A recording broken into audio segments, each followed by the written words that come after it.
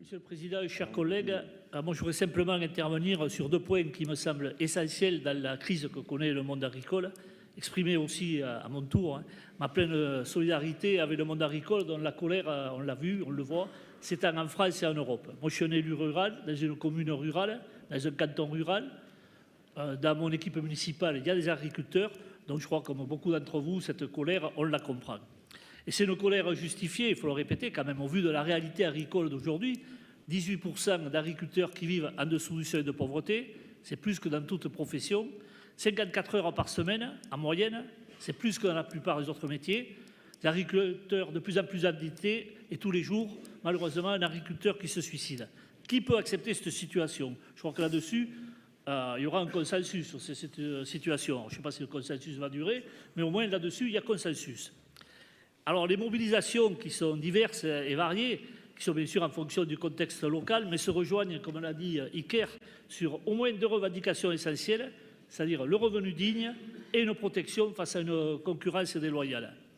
Parce que les paysans ils sont dans la rue parce qu'on ne leur paye pas un prix rémunérateur, un prix qui couvre leurs coûts de production, qui leur permette de vivre dignement. Pendant que les prix alimentaires ont augmenté de 10%, les prix des produits agricoles ont baissé de 10%. Donc la question, c'est où est passé ce delta des 20%? Pas dans la poche des agriculteurs, pas dans la poche des consommateurs, mais bien dans les poches des multinationales, des grands groupes agroalimentaires et de la distribution. Moi, je vais vous donner un exemple très rapide, mais qui est édifiant, qui est sorti d'un rapport de la Fondation de la Nature et de l'Homme. En 20 ans, de 2001 à 2022, la brique de lait d'un litre, coûte au consommateur en 20 ans 28 centimes de plus, tandis que l'éleveur est payé 1 centime de moins qu'il y a 20 ans.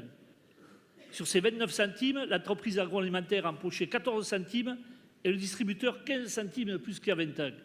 L'évolution sur 20 ans dans la marge brute, c'est plus 188% pour le distributeur et plus 64% pour l'entreprise agro. Pour les éleveurs, il faut le savoir, pour les éleveurs, c'est moins 4% d'évolution à marge brute.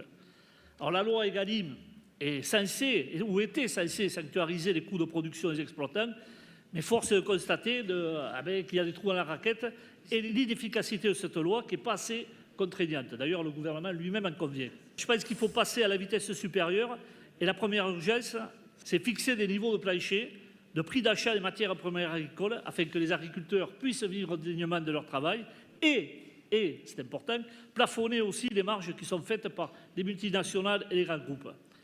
On ne s'en sortira pas si on n'impose pas aux grands groupes agroalimentaires et de la distribution l'interdiction d'achat en dessous du prix de revient des produits agricoles. Et en l'état, malheureusement, la loi Egalim ne le permet pas.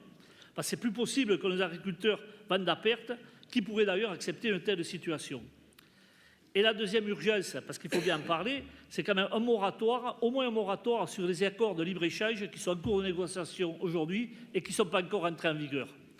Parce que vivre dignement de son travail pour un agriculteur, ce n'est pas compatible avec la concurrence déloyale qui est organisée par ces traités de libre-échange.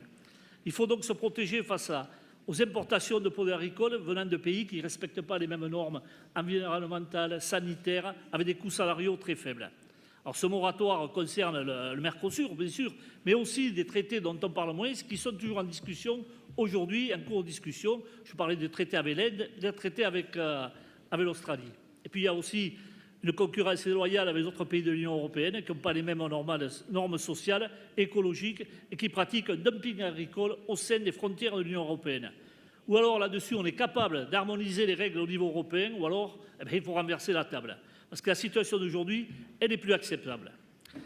Et puis, pour conclure, un dernier point qui fera peut-être un consensus, mais qui me semble quand même important, moi je voudrais dénoncer quand même un double discours qui sont tenus devant les agriculteurs par des élus et qui sont en contradiction avec les votes à Paris ou à Bruxelles. Sur le prix plancher, par exemple.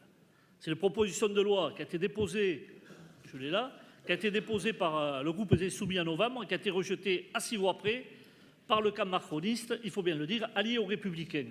Sur les accords de libre-échange, parce que nos fiches sont à jour, l'accord entre l'Union européenne et la Nouvelle-Zélande a été voté le 22 novembre au Parlement européen.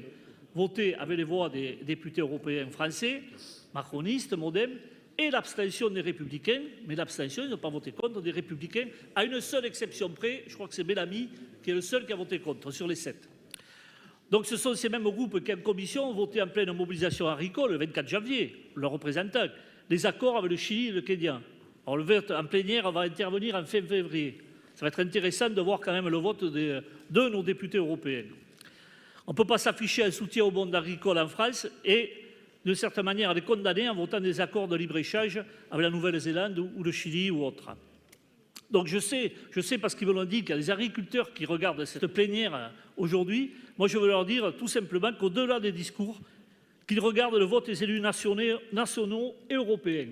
Qui vote contre les prix planchers? Qui vote les accords de libre-échange? Regardez qui vous défend à Paris ou à Bruxelles. Parce qu'au-delà des discours, il y a des actes et il y a des votes. Voilà le message que je voulais leur faire passer aux agriculteurs et agricultrices sur notre territoire. Je vous remercie.